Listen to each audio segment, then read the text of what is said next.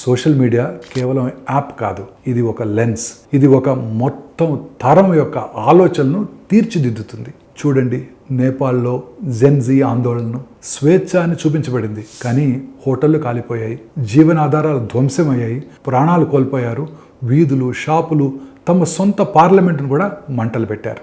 ఇది ఐడియాలజీ కోసం కాదు, ఇది నష్టం. వారి ఆట అంటే ఇన్స్టాగ్రామ్స్, రీల్స్, అంతులేని కంటెంట్ తీసివేయబడింది.